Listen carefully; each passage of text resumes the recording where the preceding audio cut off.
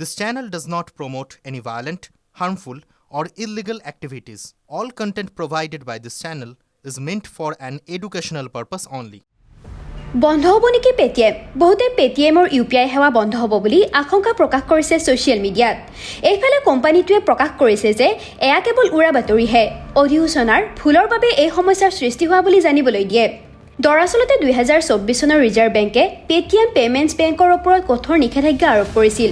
তেতিয়াৰে পৰা পেটিএমৰ operating model সলনি কৰিবলগীয়া হৈছে। এতিয়া তেওঁলোকে থাৰ্ড পাৰ্টি এপ্লিকেশ্যন প্ৰভাইডাৰ হিচাপে কাম কৰি আছে আৰু ইয়াৰ বাবে তেওঁলোকে HDFC, এক্সিছ, SBI, য়েছ বেংকৰ দৰে বৃহৎ বেংকৰ সৈতেও চুক্তিবদ্ধ হৈছে। কেনেকৈ বিয়পি পৰে এই উৰা বাতৰি? গুগল প্লেত এটা জাননীত কোৱা হৈছে যে ভাৰ্চুৱেল পেমেণ্ট ঠিকনা হিচাপে @Paytm থকা সকলো পুৰণি UPI হেণ্ডেল 31 আগষ্টৰ পিছত ডেপ্ৰিকেটেড হ'ব। ব্যৱহাৰকাৰীসকলে ভাবিছিল যে ইয়াৰ অৰ্থ হ'ল পেটিএমে UPI সেৱা বন্ধ কৰিব, কিন্তু বাস্তৱত এই পৰিৱৰ্তন কেৱল অটোপে আৰু ছাবস্ক্ৰিপশ্যন সেৱাৰ বাবেহে হ'ব। যিসকলে এনে মেণ্ডেট ব্যৱহাৰ কৰে তেওঁলোকে নতুন হেণ্ডেলসমূহ অৰ্থাৎ @PT HDFC, @PT axis, @PT য়েছ, @PT SBI আপডেট কৰিব লাগিব। কিন্তু সাধাৰণ ব্যৱহাৰকাৰীৰ বাবে এয়া কোনো সমস্যা নহয়। এককালীন লেনদেন, QR স্কেন, ইনষ্টৰ পেমেণ্ট আদি সকলোৰে বাবে আগৰ দৰে থাকিব।